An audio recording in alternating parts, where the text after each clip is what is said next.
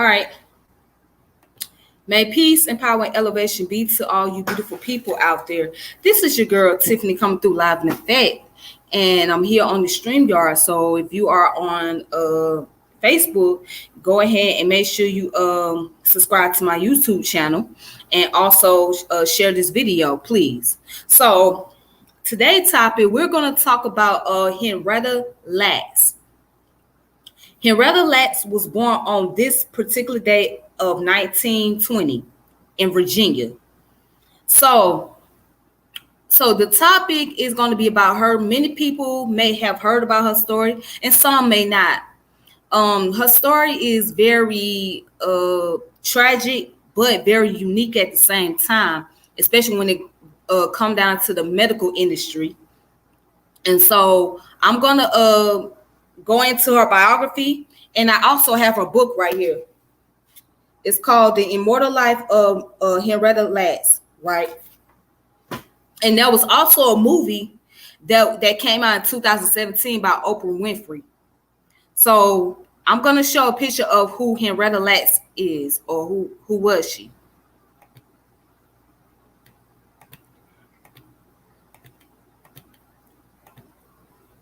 All right, so that's Henrietta Lacks right here.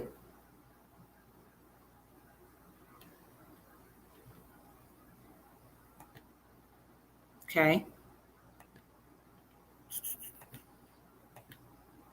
All right, so let's go into her biography. And I'm going to read a little bit of information, and then I'm going to read some other articles as well. Okay. So here it is. This is Henrietta Lacks. She was actually born as Loretta Pleasant. Okay.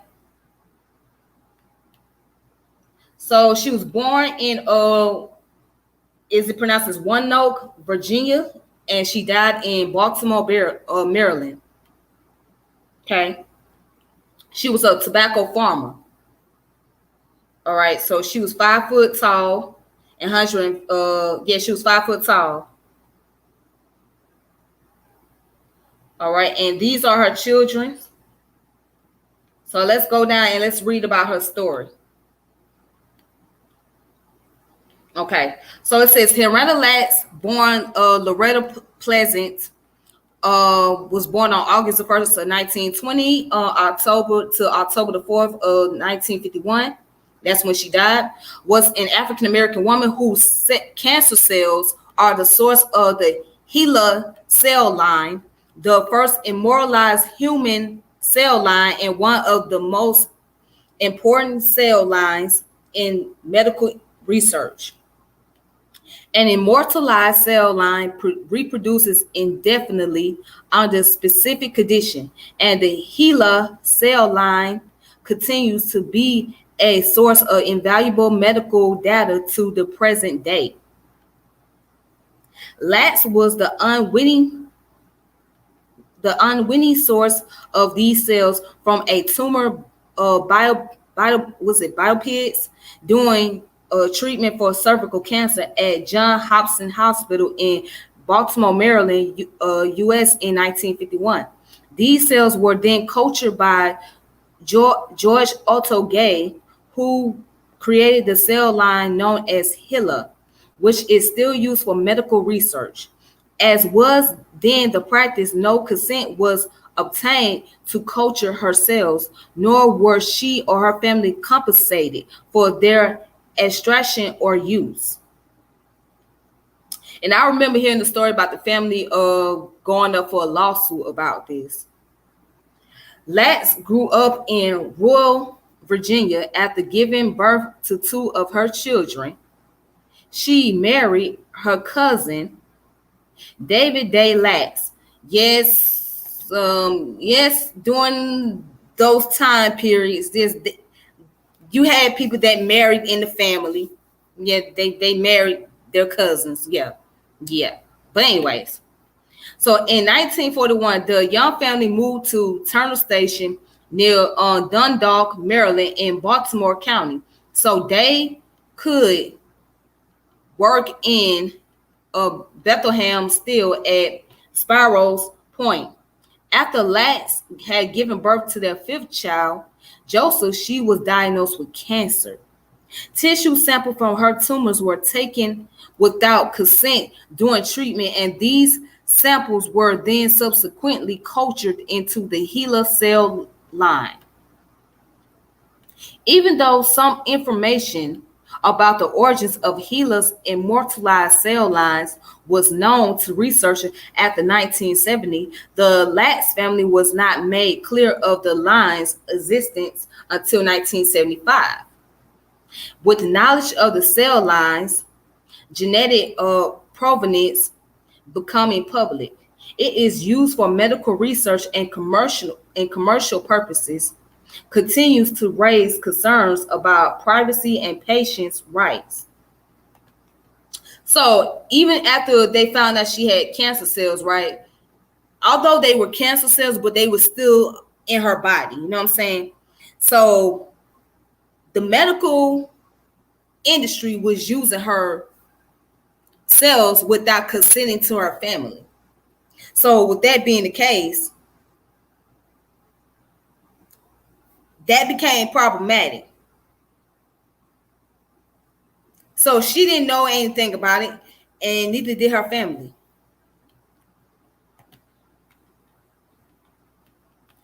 Okay, so I already told you where she was born, in Roanoke, Virginia. Okay, here we go. It says her family is uncertain how her name changed from Loretta to Henrietta, but she was nicknamed Henny. When Lacks was 4 years old in 1924, her mother died giving birth to her 10th child. Unable to care for the children alone after his wife death, Lacks moved the family to Clover, Virginia, where the children were distributed among relatives. Lacks ended up with her grandfather, Tommy Lacks, in a 2-story log cabin that were once the slave quarters on the plantation that had been owned by Henrietta's white great-grandfather and great-uncle. She shared a room with her 9-year-old cousin and future husband, David Day Lacks. Okay. It says, like most members of her family living in Clover, Lacks worked as a tobacco farmer starting from the early age. In 1935, when Lacks was 14 years old, she gave birth to a son, Lawrence Lacks. In 1939, her daughter, Elise Lacks, right, was born. Both children were fathered by Day Lacks. Elise Lacks had developmental disabilities and was described by the family as different or deaf and dumb. It says, on April 10th of 1941, Day and Henrietta Lacks were married in Halifax County, Virginia. Later that year, their cousin Fred Garrett convinced the couple to leave a tobacco farm in Virginia and move to Maryland, where Day Lacks could work at Bethel Steel in Sparrow Points. Not long after they moved to Maryland, Garrett was called to fight in World War II. With the saving gifts to him by Garrett, Day Lacks was able to purchase a house at 713 New Pittsburgh Avenue in Turner Station. Now part of Dundalk, Turner Station was one of the oldest and largest African American communities in Baltimore County at that time. Living in Maryland, Henrietta and Day Lacks had 3 more children: David Sonny Lacks Jr., Deborah Lacks Pullum, born Deborah Lacks from 1949 to 2009, and Joseph Lacks. Henrietta gave birth to her last child at John Hopkins Hospital in Baltimore in November 1950, 4.5 months later, before she was diagnosed with cervical cancer. Around the same time, Elise Lacks, Henrietta and Day's daughter, born in 1939, was placed in the Hospital for the Negro Insane, later renamed Crownsville Hospital Center, where Elise died in 1955 at the age of 15 years old. So let's stop right there. So as you can see, there was a period, right, of health disparities going on within her family. So she had a daughter who had special needs. And because she could not afford to make sure her daughter was taken care of properly and get the proper treatment, they had to end up sending her into the hospital where she was cared for, and she died. So she was born into poverty, right? And health disparities is really very common within our community, especially for those of us who cannot afford health insurance to get the proper care that we need. So, or go to private doctors or things of that nature. And a lot of times when you deal with racism, because yes, you got medical apartheid or racism practice in the medical industry, where blacks are not getting the attention that is needed and that is necessary. So the doctors might tell them, hey, it's nothing really bad. You can go home and have a good day, whatever. And then that person knows something wrong with their body, but they're not getting proper attention. And where I was reading, it also mentioned that her mother had died after she gave birth to her 10th child, which that can happen to a woman who's in the process of having, in the process of giving birth to children. She can die. You know what I'm saying? Because, again, a lot of black women were not getting proper health care treatment in those days, and even as of today.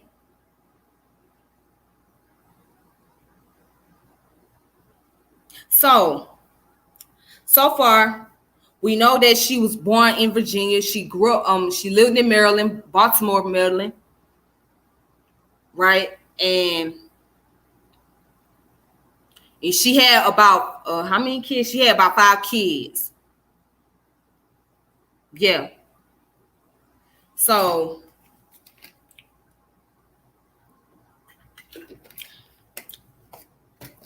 let's go ahead and continue with her story.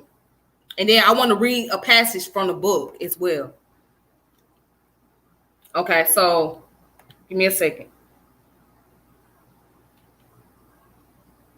Okay, so let's look at what it says, diagnose and treatment. Okay, on January 29th of 1951, Lacks went to Johns Hopkins, the only hospital in the area that treated black patients, because she felt a knot in her womb. She had previously told her cousins about the knot, and they assumed correctly that she was pregnant. But after giving birth, Lacks had severe hemorrhage. Her primary care doctor tested her for syphilis, which came back negative, and referred back to Johns Hopkins. There, her doctor, Howard W. Jones, took a biopsy of a mass found on Lacks' cervix for laboratory testing. And soon after, Lacks was told that she had a malignant epidermoid carcinoma of the cervix. So in 1970, a physician discovered that she had been misdiagnosed and actually had a adenocarcinoma. This was a common mistake at the time, and the treatment would not have differed. All right. So it says Lacks was treated with radium tube inserts as an inpatient and discharged a few days later with instruction to return for x-ray treatments as a follow-up. During her treatments, 2 samples were taken from Lacks' cervix without her permission or knowledge. One sample was of healthy tissue, and the other was cancerous. These samples were given to George Otto Gay, a physician in cancer research at Johns Hopkins. The cells from the cancerous sample eventually became known as the HeLa immortal cell line, a commonly used cell line in contemporary biomedical research. Okay. So This is the area where she grew up in Clover, Virginia, right? So she grew up in a country town. Now see the death and burial. On August 8th, 1951, Lacks, who was 31 years old, went to Hobson for a routine treatment session and asked to be admitted due to continued severe abnormal pain. She received blood transfusions and remained at the hospital until her death on October the 4th, 1951. A partial autopsy showed that the cancer had metastasized throughout her entire body. Okay. And then it goes on to say Lacks was buried in an unmarked grave in the family cemetery in a place called Lackstown in Halifax County, Virginia. Lackstown is the name that was given to the land in Clover, Virginia, that was originally owned by slave-owning members of the Lacks family in the antebellum South. Lacks' exact burial location is unknown, but the family believes that it is within a few feet of her mother's gravesite, which for decades was the only one in the family to have been marked with a tombstone. In 2010, Roland Palacio, a faculty member of the Morehouse School of Medicine, who had worked with George Gay and knew the Lacks family, donated a headstone for Lacks. This prompted her family to raise money for a headstone for Elise Lacks as well, which was dedicated on the same day. The headstone of Henrietta Lacks is shaped like a book and contains an epitaph written by her grandchildren that reads, Henrietta Lacks, August the 1st of 1920, October the 1st, 1951, in loving memory of a phenomenal woman, wife, mother who touched the lives of many. Here lies Henrietta Lacks. Her immortal selves will continue to help mankind forever. Eternal love and admiration from your family. Oh, that was so sweet. All right. So real fast, before we get into the concept about scientific research, let me read something. I want to read more information about her diagnosis and treatment, right? Okay, so I have the book right here, and then I'm gonna read some of the paragraph in this book. All right. I'm gonna read the part where it says cervical carcinomas. So it says cervical carcinomas are divided into two types: invasive carcinomas, which have penetrated the surface of the cervix, and non-invasive carcinoma, which haven't. The non-invasive type is sometimes called sugar icing carcinoma, because it grows in a smooth layer sheet across the surface of the cervix. But its official name is carcinoma in situ, which derives from the Latin for cancer in its original place. And it's coming from this book. And it also reads, in 1951, most doctors in the field believed that invasive carcinoma was deadly and carcinoma in situ wasn't. So they treated the invasive type aggressively, but generally didn't worry about the carcinoma in situ because they thought it couldn't spread.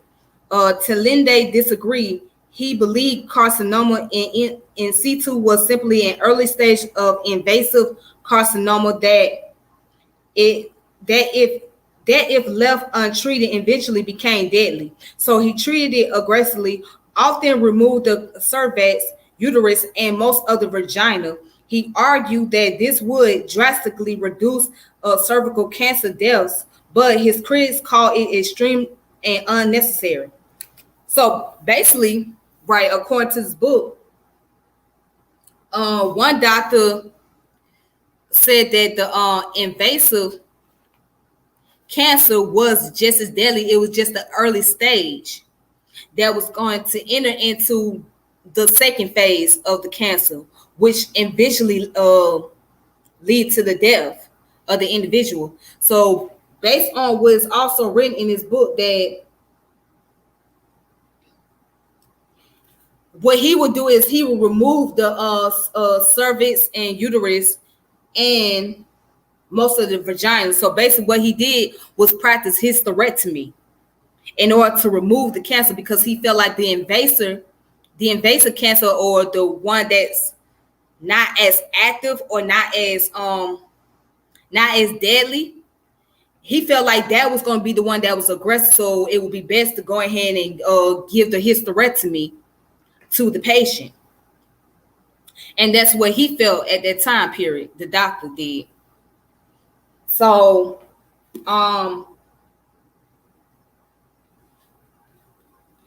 let's see what else.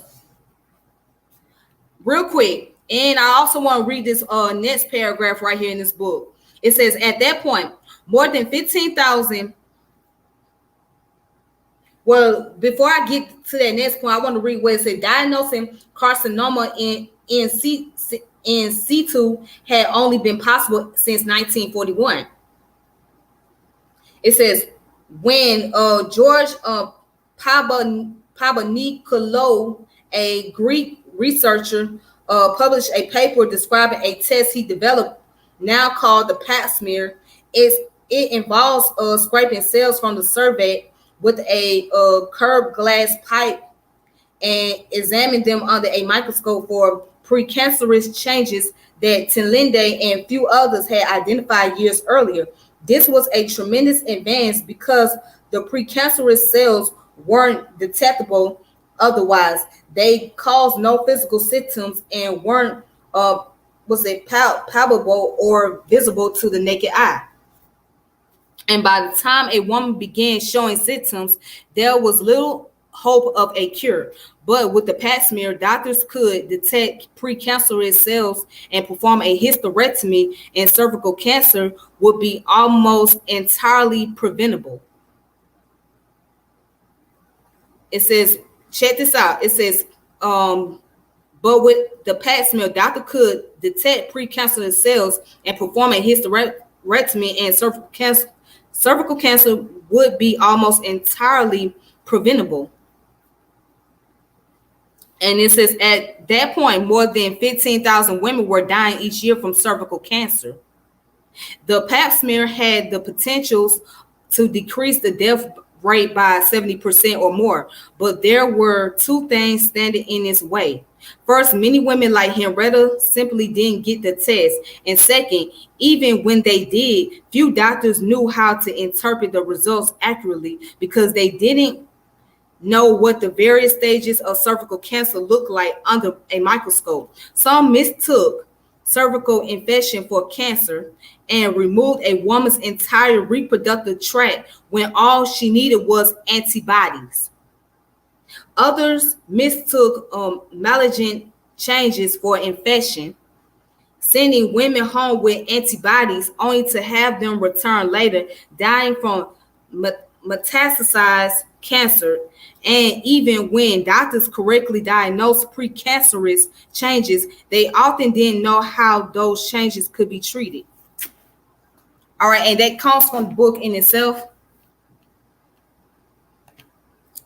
Because during that time period, they didn't have a way to detect the precancer cells, you know what I'm saying, when it came to cervical cancers. They didn't know how to detect it until a new technique came out called the Pap smear. And so for those of you that don't know the Pap smear, that's something that a woman takes normally every 2 or 3 years.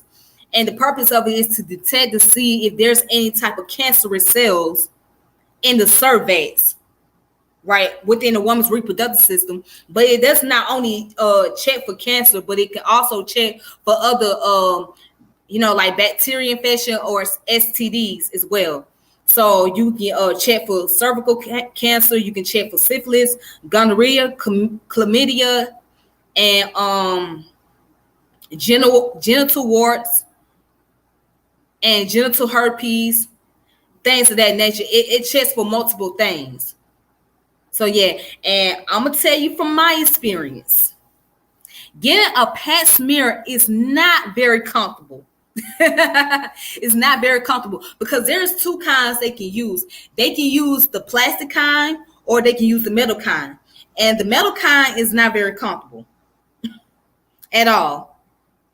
As a matter of fact, I'm gonna show you what the object look like real quick.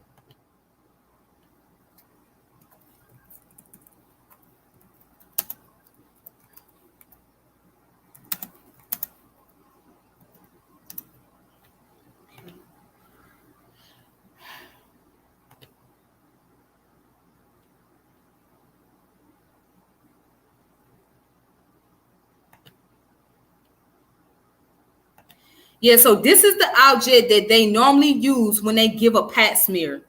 This object right here is not very comfortable. It does hurt. This part right here, this is the part they enter. The little tippy point right here, they have to insert that within the vagina, and it's typically cold. So that's what they use. And let's look for another one. And there's a plastic kind too.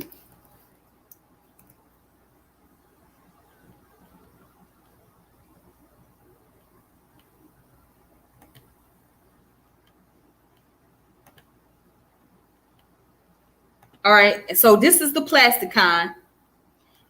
This is the plastic kind they use as well. So anytime when you go get a pap smear, if you're a woman and you get in the pap smear and things like that, they're going to either use the metal kind or they're going to use the plastic kind. And you're supposed to go get a checkup like every 2 or 3 years. Every 2 or 3 years, you're supposed to get that done, when you go to the doctor. So I'm going to tell you, it ain't no fun. It don't feel too comfortable. It don't feel too comfortable. So it can hurt. It really hurts. I'm going to be honest with you about that. But, yeah, so getting back to that, that's the information about the pap smear and the hysterectomies and how the pap smear helps detect the precancerous cells in the cervix or in the woman's reproductive area in general. All right, so let's go ahead and look at where they talk about legacy. All right, so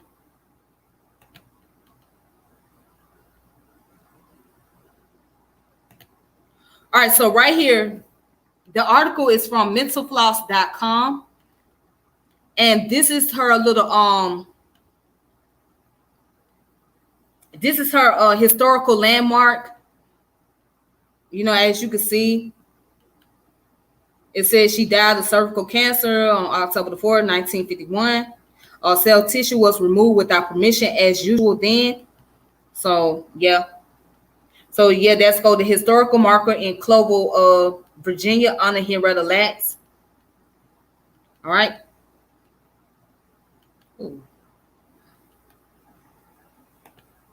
Okay. So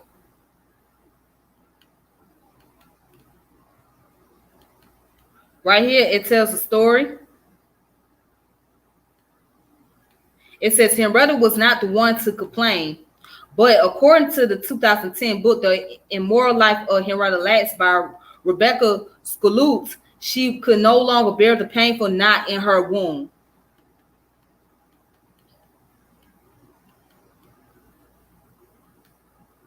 All right, so here's the PDF. Hold on, I'm going to read the PDF as well. So let me continue on reading this article.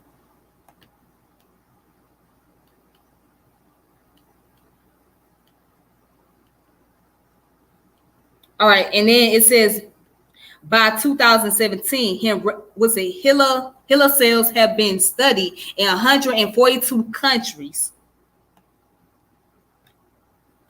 Let me go back up because I'm missing something.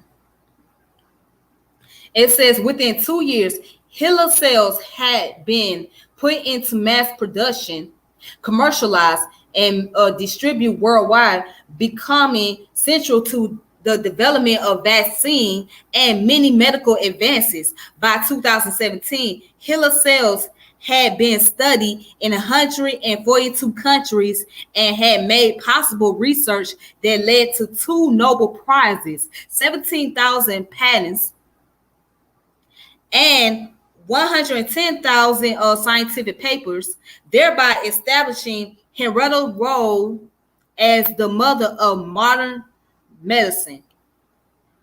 Okay, so let me read this comment. Somebody put, yes, even my school, we did Henrietta cells. You know what? I wish I could put you on here, Jamie. Do you want to come on here so you can kind of like explain that? Maybe you can help out because I know you in that field dealing with biology and stuff. So do you want to come on here? As a matter of fact, hold on. Let me give you the link so maybe you can like help better explain. Just give me one moment. Give me one moment, you guys. I want to see if I can get her on here. Let me see something. Just give me a second.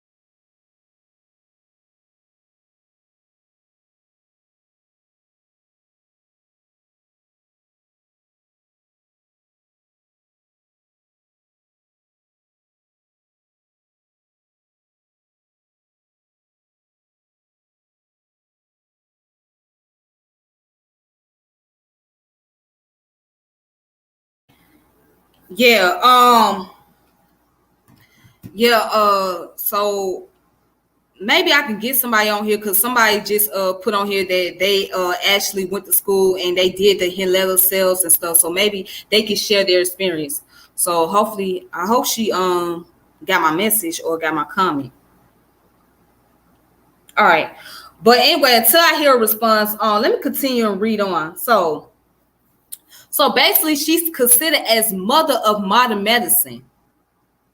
Just imagine a cancer cell, right?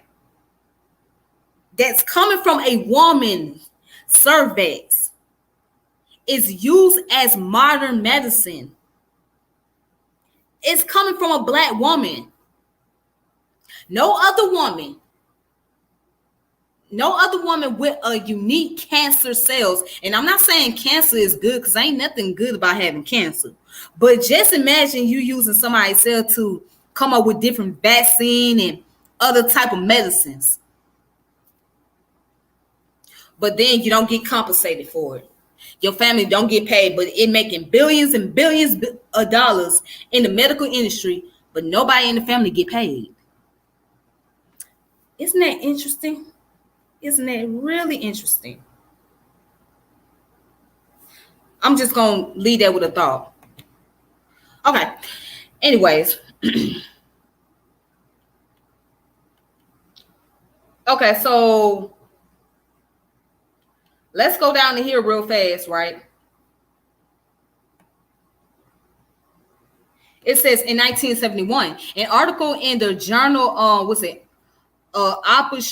obstetrics and gynecology re-examined the origins of the HeLa cells and reported that cervical adenocarcinoma had led to the death of the cell donor Henrietta Lacks. Her name was now public knowledge. 2 years later, in a casual conversation with a friend, Henrietta's family learned about the cells. The Laxes were shocked. Henrietta was alive through her cells. You're right. Her cells was still around. Yes, she was still alive through her cells. Because cells are organisms too. Cells are organisms. Now, she wasn't physically alive, but her cells were active. So thanks to Henrietta Lacks sales, all these vaccines that's out, all these medicines that's out, all these insulations and stuff like that, her sales have saved lives of many people. It has really saved many people's lives. So again, maybe it's true that the black woman is God. Maybe, just maybe. Maybe it's true the black woman might be God.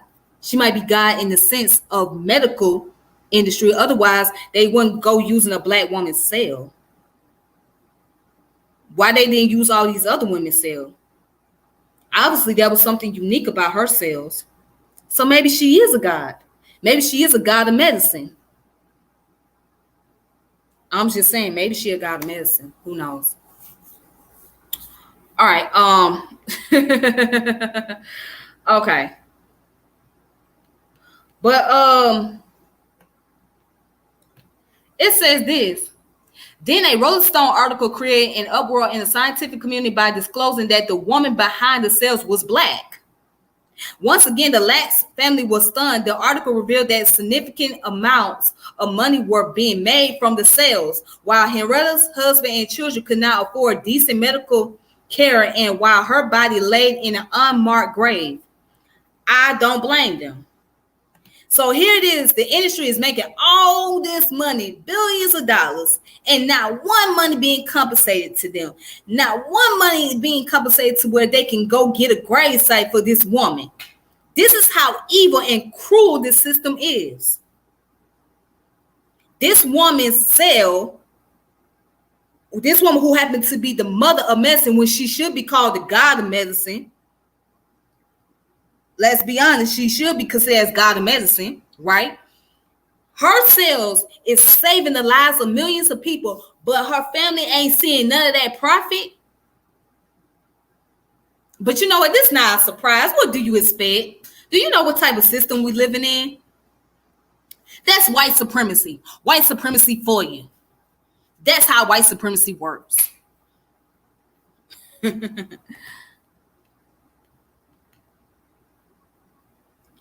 Woo.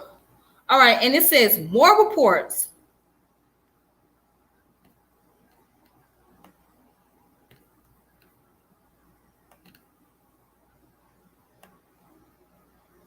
It says more reports were written about Henrietta's cells, imitating details from her medical records were exposed in a 1986 book called A Conspiracy of Cells, One Woman's Immoral Legacy and the Medical Scandal It Caused.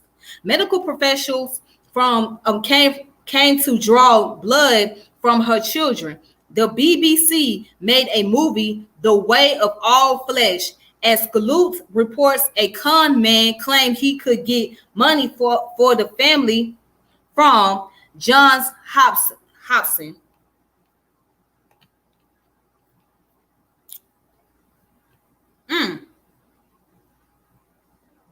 So he tried to, so there's somebody who tried to come in and say they can get money for the family.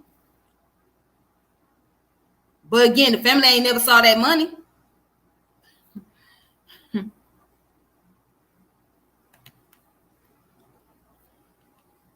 All right. So let me read this last part, then I'm going to go on to the next article. Meanwhile, and throughout subsequent decades, the Lack families' focus have been to try to figure out what it means to them that her cells are alive. They have received none of the billions of dollars the cell have garnered for biomedical companies, cell banks, and researchers. But Henrietta's family can be heartened that through the Henrietta Lacks Foundation, founded by Scullett in 2009, the mother of modern medicine continues to demonstrate her big-heartedness. The mother of modern medicine, she should be called God of modern medicine. So wait a minute, you take all this money, right? You don't give it to the family, but you give this woman her label as the mother of medicine, right? Make it make sense.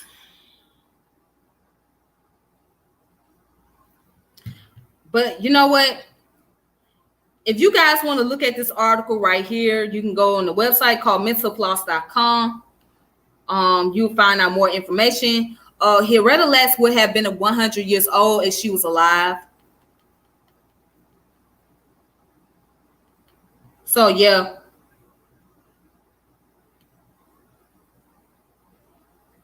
And that's a shame. That's a shame that the medical industry go through the scientific research, right, and medical research without the consent of the family and don't pay the family any money. That's really sad. Like, we've been played as Black people for the longest. All of our creativity, all of our uniqueness, or whether it be our ideologies, at that, it's been taken away from us, and it's been profited. It's been profited, but we the last to see it being compensated. We the last to ever see those dollars being regenerated within our community. And by this being so big in the medical industry, this is the medical industry that makes money.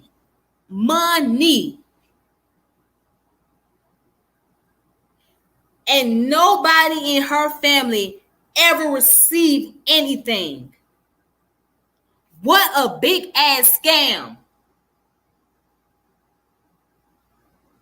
This woman's cell, the cancerous cell that was found in her cervix, is now used in medicine, vaccine. Her cells alone, cancer cells. These are her cancer cells, by the way, that are used in the medical industry. And nobody's seeing that money. And you talking about the mother of medicine? That sounds like a god of medicine. So again, my point goes back. Maybe the Black woman is the god. Maybe. Just maybe, because you can see what's happening here. So maybe she is a god through her cells.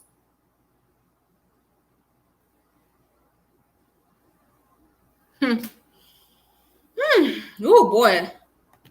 Okay, so real fast, let's go ahead and read up on the research real quick, right? It's called Henrietta Lacks, HeLa cell and cell culture contamination. Okay.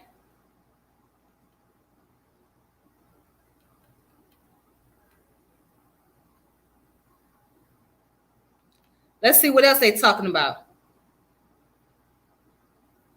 Look at these damn crooks. They look like some crooks. Look at them.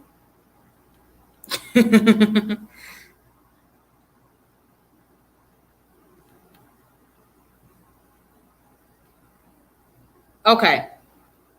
So let's read right here where it says, recently, Henrietta cells have been shown to contain human papillomavirus virus 18 DNA and HPV 18 positive. Henrietta cells have been linked to changes in microRNA expression. Since HPV 18 has been associated with very aggressive adenocarcinomas, this finding may explain why Dr. Gray was surprised by the prolific growth of HeLa cells in culture. Routine Papa Nicolau smear screening may not detect rapidly progressive cervical carcinomas. The new HPV vaccine holds the promise of preventing these tumors. Gay and colleagues published data in HeLa cells in 1952, reporting the evaluation in vitro of the growth potentials of normal early epithelial and invasive carcinoma from a series of cases of cervical carcinoma. Only one strand of cervical carcinoma cells was established in continuous roller tube cultures for almost a year, which grew in a medium of chicken plasma, bovine embryo extract, and human palinceal cord serum. Gila Dr. Gray's roller tube technique for tissue culture was another significant scientific contribution and was used by John Elders, a PhD, and colleagues in their work cultivating poliomyelitis virus in non-nervous system tissues. Perhaps less well known in the history of poliomyelitis research, that Dr. Gray successfully propagated poliomyelitis virus in HeLa cell culture.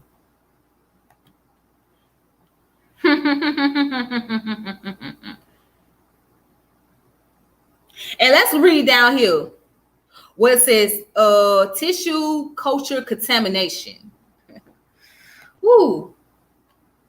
Okay, George Gray was generous with requests for HeLa cells. Since HeLa cells were a robust, immortal cell line, easily propagated over generation in culture, Dr. Gray supplied samples to scientists in the United States and internationally who were interested in studying the first established human cancer cell line. HeLa cells proliferated in cultures around the world, and as the years passed, evidence accumulated that HeLa cells had contaminated other cell lines. In species cross-contamination with HeLa, easier to detect than intraspecies contamination, was described in the early 1960s.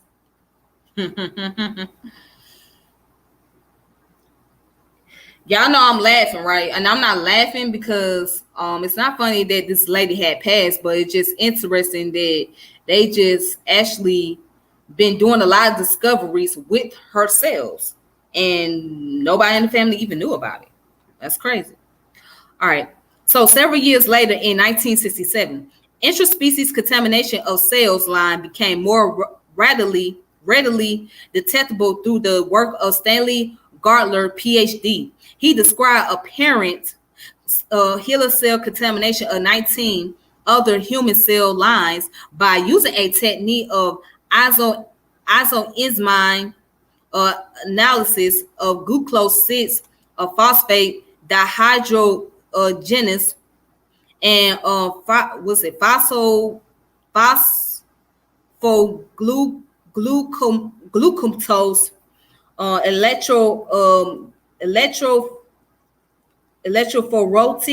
electrophoretic polymorphism.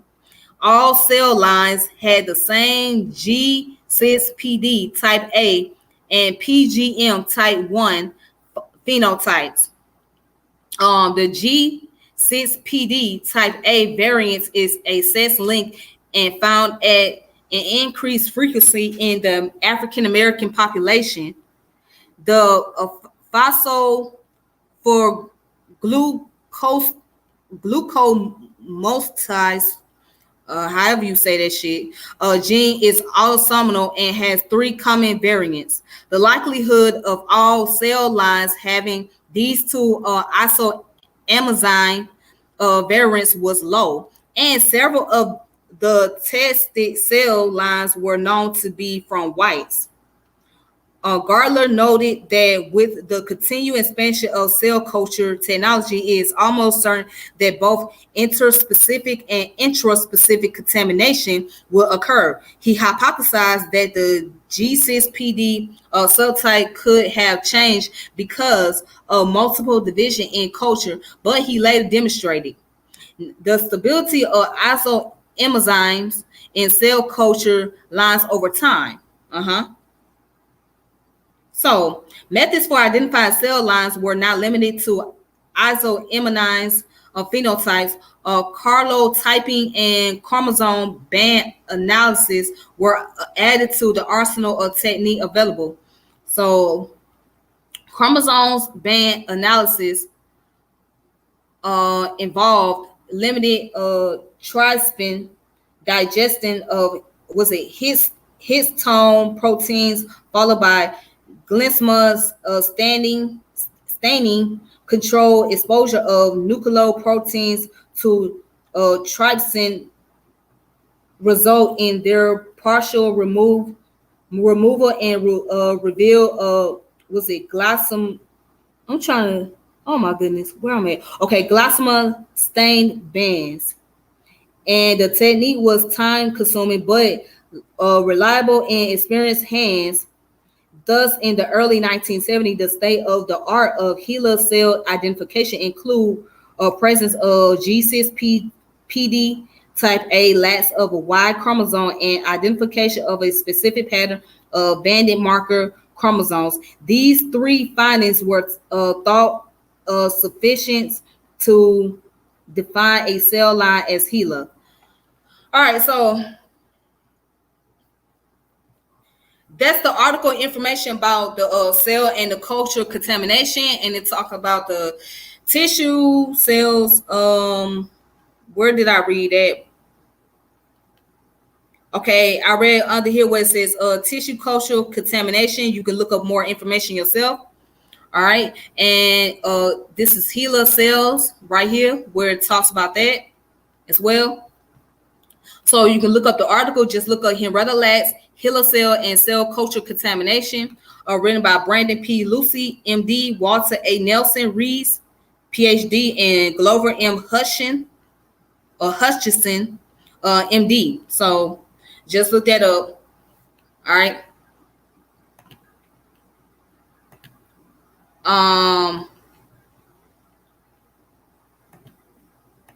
Let's see what else. Okay, so I want to show this real quick. It's on researchgate.net. Right, it's called Reflection from the Third Annual Henrietta Lacks Memorial Lecture at Johns Hopkins University, a step in the right direction for community-based preparatory research. So, okay, so they had the lecture going on at Johns Hopkins University about the further research regarding to Henrietta Lacks cells and stuff like that. All right. So let's read the abstract. Henrietta Lacks cells have been used to shape medical advances for Parkinson's disease. Hold on.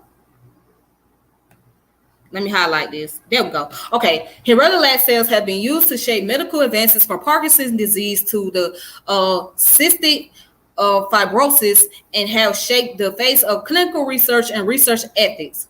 In this article, the authors illustrate a history of research ethics in the United States while exploring the story human subject research protection at one of the world's most prestigious institutions. This article offers contemporary insight into the importance of community-based preparatory research in public health. All right. So let's see. Let's skip on down the line right here.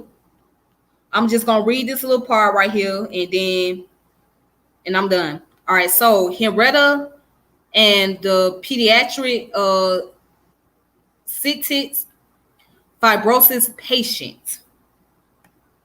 Okay. Let's look this up. Let's see what they're talking about.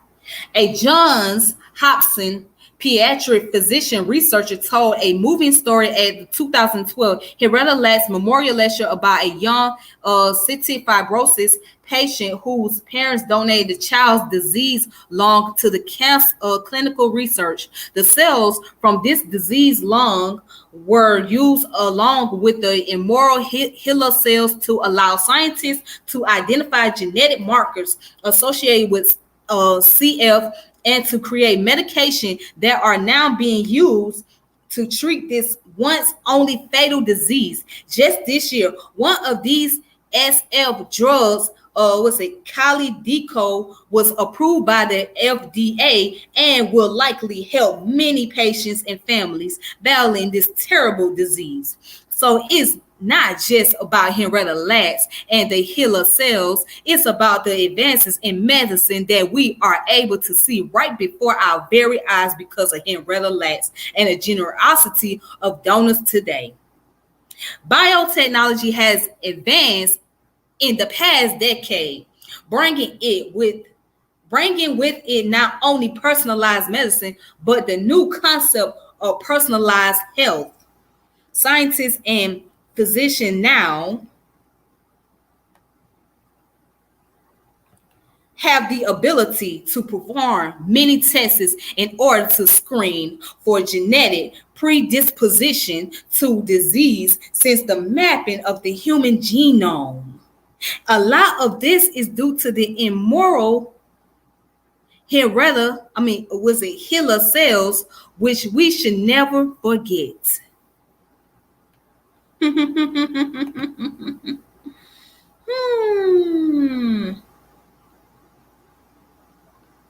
All right.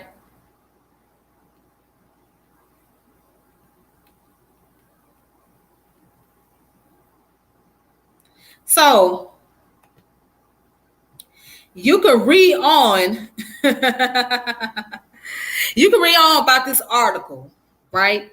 Go on researchgate.net and look up with this reflection from the third annual Henrietta Lacks Memorial Lecture at Johns Hopkins University, a step in right direction for community-based preparatory research.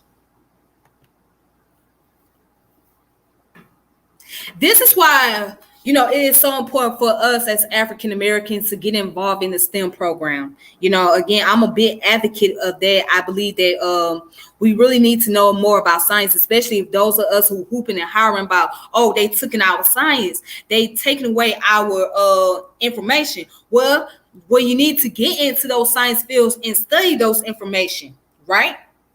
Because once you study those information, then you'll be able to discover more. And then you can come up with your own studies and your own research. But you have to be willing to get involved. Because you see, they using this black woman's cells to this day. This woman passed away in 1951. So how many years ago was that? That was 69 years ago. This one passed away 69 years ago, or almost 69 years ago. 69 years later, they still got her cells going. They still got her cells going. They still using it all around the world, not just in United States. But you know what? Out of curiosity, I have a question. What if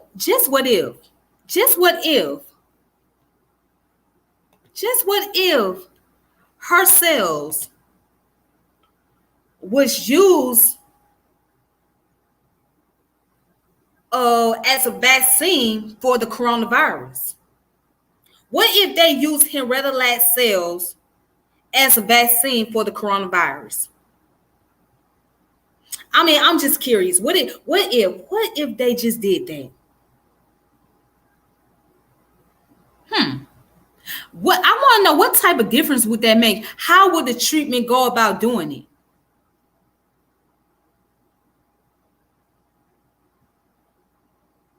I mean, because they use her cell for everything else. So would they be able to use her cells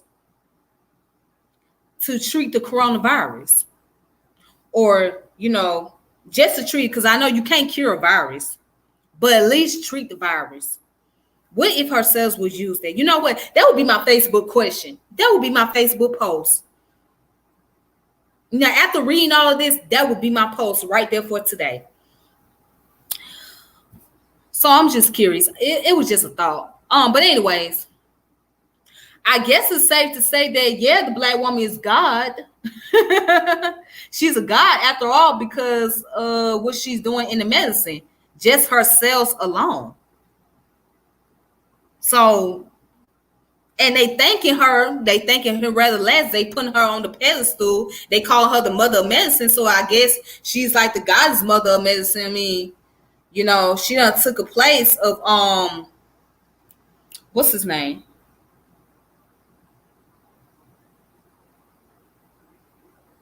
What's his name? Who was the god of medicine? I can't remember his name. He's Egyptian.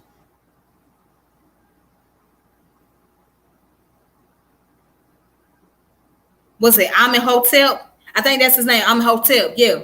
Well, I think she took the place of Amenhotep by being the mother of modern medicine. So I mean, it just herself alone. I mean, she's traveling. You see how the ancestors work. You see how the spirits work. How the ancestor still operates genetically speaking. So she's still in operation genetically. So she done saved so many lives through her cells. Just one cell alone. Just a cancer cell doing all the work. The cancer cell coming up with all the vaccination. But yeah, that same cancer cell should be able to be used to treat the coronavirus. I mean, I'm just saying it should be able to be used for it. But anyways, also, again, if you guys have not checked out that movie with Oprah Winfrey, it's called The Immoral Life of Henrietta Lacks. It came out in 2017, which is basically deals with her life story and deals with the medical research and how the scientific community is doing all these information, how her family is not being notified about this type of stuff. So yeah, the movie is out. As a matter of fact, let me post the information real quick, real fast.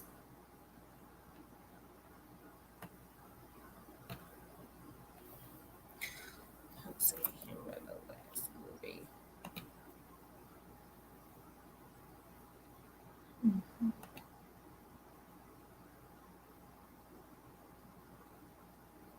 Okay, I'm gonna play the trailer.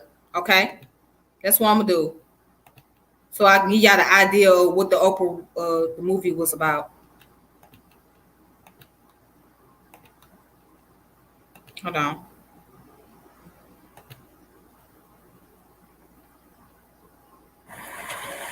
Okay. Here's the trailer of the movie. For years, it seemed like a dream. About our mother, could this be true?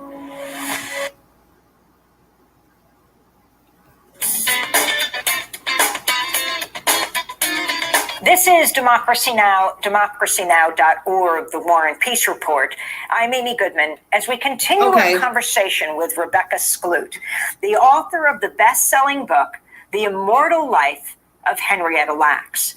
We're doing this story today because this week, Johns Hopkins University in Baltimore, Maryland, has just named a building after Henrietta Lacks. They were there with the Lacks family, members of the Lacks family. And today we're going to talk about a woman who you may have never heard of, or maybe you just heard about her name because this book has been on the bestseller list for so many years, The Immortal Life of Henrietta Lacks. Rebecca, it's great to have you stay with us. Can you talk about how you discovered this story? Yeah, I learned about the cells when I was 16 in a basic biology class. Most people do. My teacher, he talked about the HeLa cells and all the amazing things they'd done for science. And then he happened to know her name. Most people actually at that point in time knew her as Helen Lane, which was a fake name basically that was put out connected to the cells. And he wrote Henrietta Lacks on the board in big letters and just said she was a Black woman, and that was it. And I went up to him after class and I was like, what else do we know about her? And did she have any kids? And what do they think about all this? And he just said, sorry, no one knows anything. And I just became obsessed with this question of who this woman was and what happened and why we didn't know. It seemed so and you were in high kind school. of inconceivable to me. I was in high school at the time, and then I didn't actually become a writer until much later. And it was actually the first story I ever wrote in an undergraduate elective writing class was about her and the fact that I was sort of obsessed with this question, and it just stuck with me ever since. So talk about how you reached out to the family. So you have almost no resume here on writing when you reach out to them, and you have to convince them that you were writing an article or that you were going to write a book on their grandmother. Yeah, and I did, and I was at that point. I thought I was writing a book really about Henrietta and her cells. I had no idea what had happened to her family. And, I tracked down her children, and I talked to her husband and called her daughter, Deborah. And Deborah was so excited to talk to me, and she kept saying, oh, this would be amazing, because then people would learn who my mother was and what she did for science. But then she said, but how do I know you're really a writer and you're not just pretending to be one to steal my cells? And I was like, what? And that was the first kind of hint that, wait a minute, something happened to this family. Why would anyone think that I would be pretending to be a journalist? And then it took about a year to convince her to talk to me. For a lot of good reasons. A lot of people had come along wanting something from the Lacks family at that point connected to the cells, particularly white people, and it had never worked out well for them. And so it took a long time for me to win her trust and sort of get her to go on this journey with me, which she wanted to do, but was sort of afraid to do. Well, talk about the history of medical experimentation in the Black community, for example. And you had to do a lot of work and research for your remarkable book, The Immortal Life of Henrietta Lacks. For example, the Tuskegee experiment. Yeah, there's a long history of Black people being used in research without their consent in this country. And one of the most famous examples of that is the Tuskegee syphilis studies, though it had been happening in the slavery era, and beyond. And the Tuskegee studies were sort of one of the most unethical things I think that's probably happened in science in the United States. Hundreds of Black men were essentially studied. They had syphilis, and they were studied to watch how syphilis killed you from infection to death. And they weren't offered treatment even when treatment was available. So at a certain point, you could have cured this with antibiotics, and they weren't given the option and didn't know that they were part of this experiment. And so it was at the end of that. There was actually a lot of press surrounding that. And it did a tremendous amount of damage to trust within sort of, Black communities when it comes to science and medical, getting medical care. So that's just one in a long line of sort of stories in history, and Henrietta's story has been that within certain areas where people know about her, like in East Baltimore around Hopkins. It's sort of been oral history passed through Black communities as part of why it's hard to trust science. So take us back to the early 1950s. Take us back to Henrietta Lacks feeling sick and going to the doctor. Yeah, so Henrietta, one of the most amazing things to me about this moment is that Henrietta actually knew there was something wrong. She just sort of sensed it, and she actually found this tumor herself right on the outside of her cervix, and went to Hopkins and just sort of went in and said, I have this lump, and it needs to be looked at. And in that moment, she went to Hopkins because it was the only place where she could go as a Black woman. This was the era of segregation. So there was colored wards and, the white wards in hospitals, and most places didn't have a colored ward, so she couldn't even go. And the thinking at the time was sort of, the people who ended up in what they referred to as the public ward were either Black or they were poor and they couldn't afford care. And the thinking was, well, we're giving you free medical care. As payment, we get to do whatever we want with you, essentially. And so there was a lot of research that was conducted in these wards that people didn't know about at the time. And so Henrietta showed up. She ended up going under anesthetic to get this biopsy of her cervix, and that's when the doctor just took a little extra piece and put that in a dish and sent it to George Guy, who was the head of tissue culture research and had been trying to grow cells for decades. And what happened then? And they never died. So her cells... And most cells die? They've been able to keep cells alive. So they've been able to keep cells alive for maybe 24 hours in the past, but hers just, not only did they not die, but they began doubling their numbers every 24 hours. So they just grew with this incredible intensity that no one had ever seen before. And then immediately, George Guy started telling other scientists who'd been trying to grow cells, and they all said, can we have some? And he would give them to them, and they pretty quickly spread around the world this way, all while they were actually spreading in Henrietta's body at the same time. Okay. So you heard from the author herself, the woman that wrote this book right here. If you don't have this book, please get this book, right? It's called The Immortal Life of Henrietta Lacks by Rebecca Skloot. I think that's how you pronounce her last name, is Skloot, right? So that was the woman. And if you want to look more into that information, just go on Democracy Now! It's on YouTube. Just type in Rebecca Skloot on the Immoral Life of Henrietta Lacks. So she's giving into details. I want to show you the preview of the movie real fast. Hold on, let me show y'all the preview. This movie came out in 2017. You could probably look, it was on HBO, but you could probably look it up on elsewhere too. So you probably can find it on YouTube, but you have to pay for it. But this is the movie called The Immoral Life of Henrietta Lacks with Oprah Winfrey in it. Yes, Oprah played in the movie. Ooh, hold on, why do I keep on? And doubling their numbers. Hold on.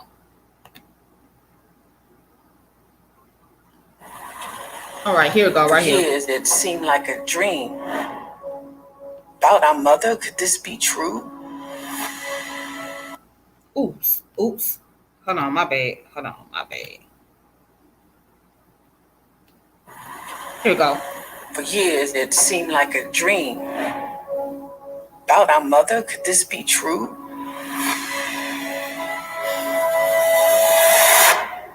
What you don't understand is we didn't know nothing about nothing. Scientists have been trying to get cells to grow outside of the human body, but they would always die. Until Henrietta's cells came along. I want to write a book about your mother. Go healer, that's my mother. Hope I don't regret this. Everyone's saying Henrietta Lacks donated themselves.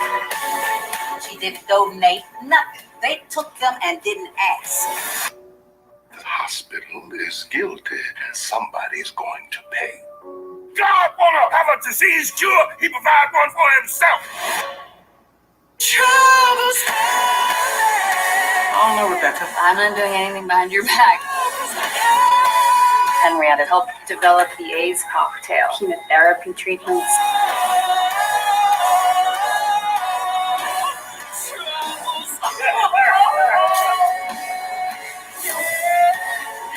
It's hard not to get caught up in hope when you've been powerless for so long. I know I'm a part of you. Can you a part of me?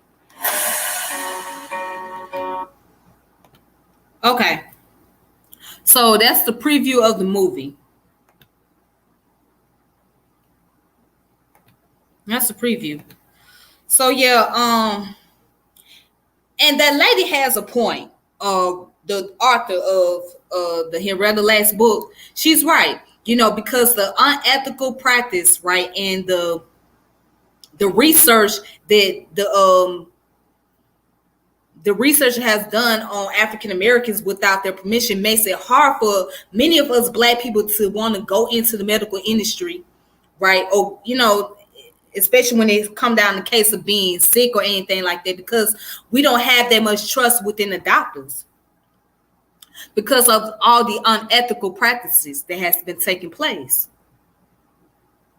You know, from the syphilis experiment, right? Not telling the men that they have syphilis and not giving them the treatment they needed, to this Henrietta Lacks situation.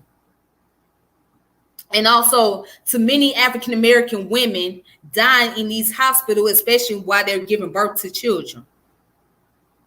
Because again, many of us cannot afford to go to the doctor, especially when we need to get some type of emergency attention. And many of us feel like it's cheaper to be at home to give birth, or we just suffer in pain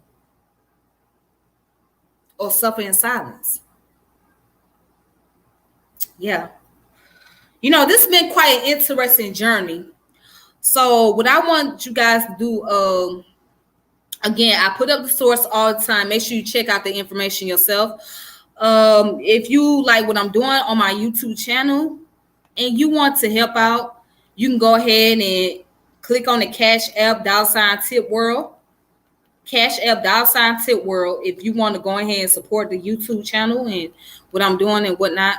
I appreciate that.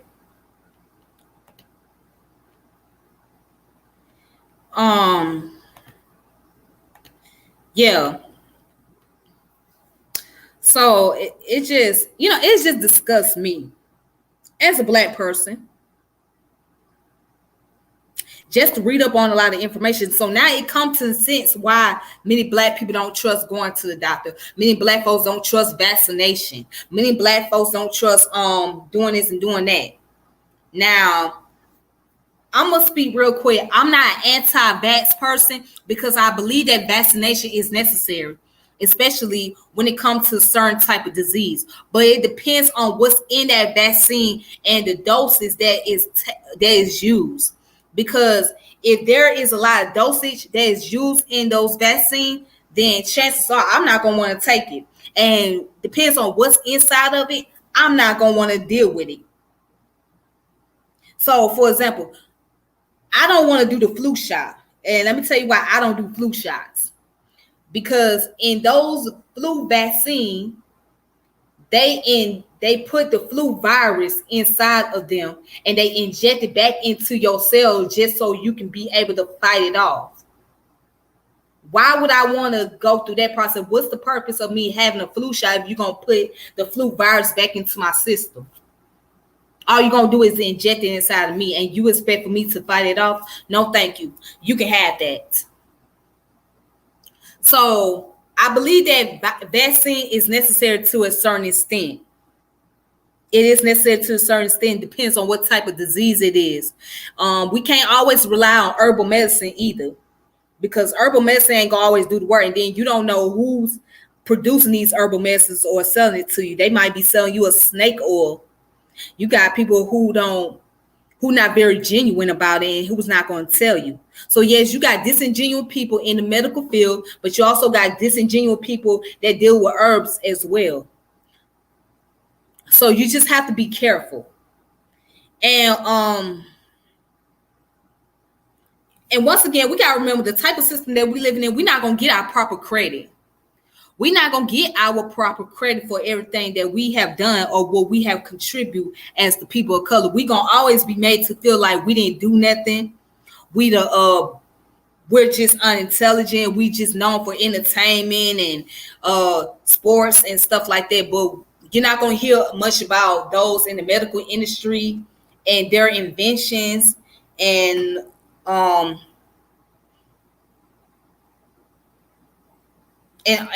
other things. So that's one of the reasons why I'm doing the videos that I'm doing, because I want to expose as much information I possibly can. And it's a lot.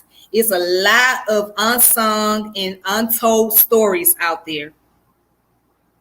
So I'm doing what I have to do to go and dig and find what I can find and just give it to the people, give it to the public.